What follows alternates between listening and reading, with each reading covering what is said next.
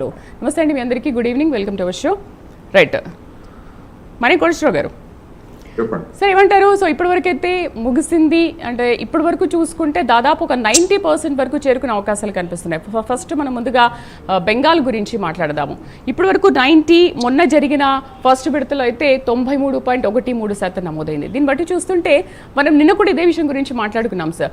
అంటే ఫలితాలు, exit polls ఇవన్నీ చూసుకుంటే ఈ అధికార పార్టీకి మళ్ళీ పట్టం కట్టే అవకాశాలు ఉంటాయా, లేదు ప్రతిపక్షమే మళ్ళీ అధికారంలోకి ఏమైనా వచ్చే అవకాశాలు ఉంటాయంటారా? మనం ఈ పోల్ సర్వేల గురించి గతంలో మాట్లాడుకున్నాము. ఇప్పుడు ఇంకా ఎగ్జిట్ పోల్స్ అనేటువంటివి ఇంకా రాలేదు, ఇప్పుడే వస్తున్నాయి. తమిళనాడుకి సంబంధించి ఒక ఎగ్జిట్ పోల్ సర్వే ఆల్రెడీ వచ్చింది. మిగిలిన వాటిని కూడా మనం చూడాల్సి ఉంది. Exit poll surveys exit poll results కానివ్వండి, లేకపోయినట్లయితే పోల్ సర్వేలు కానీ మన దేశంలో అంత శాస్త్రీయంగా జరగటం లేదు. పోల్ సర్వేలు అయితే పెయిడ్, ఏ పార్టీకి అనుకూలంగా సర్వే చేయమంటే ఆ పార్టీకి అనుకూలంగా సర్వే చేసేటువంటి వాళ్ళు కొంతమంది ఉన్నారు, కొంతమంది నిజాయితీగానే సర్వే చేసేటువంటి వాళ్ళు ఉన్నారు.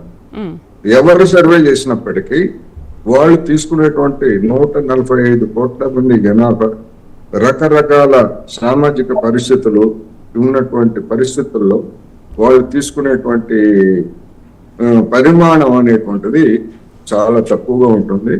రెండోది, పశ్చిమ దేశాల్లో మాదిరి మన దేశంలో ఏ ఓటరు కూడా అంత తేలిగ్గా ఓటనయ్యేటువంటి పరిస్థితి లేదు. ఎందుకు అంటే వాళ్ళు జనం రాజకీయ పార్టీలను కావచ్చు, లేదా ఛానల్స్ ని కావచ్చు, లేకపోయినట్లయితే సర్వే చేసేటువంటి వాళ్ళు కూడా ఎవరిని నమ్మే పరిస్థితి లేదు. ఏమో నేను ఇట్లా చెప్పానని చెప్పేసి పలానా పార్టీ వాడికి తీసుకెళ్లి సమాచారం అందిస్తాడే, తర్వాత నాకు అదేంటి అనేటువంటి భయం అనేటువంటిది కూడా ఉంది. అందుకని వాటన్నిటిని పక్కన పెడితే వీటికి ఉన్నటువంటి పరిమితులకు మాత్రం డెఫినెట్ గా ఎగ్జిట్ పోల్స్ కావచ్చు, లేదా ఎగ్జిట్ పోల్స్ కి చాలా తేడా ఉంది. అనేక సందర్భాల్లో అవన్నీ కూడా ఒక్కబొర్ల పడినటువంటి ఉదంతం మనం గతంలో చూసాం.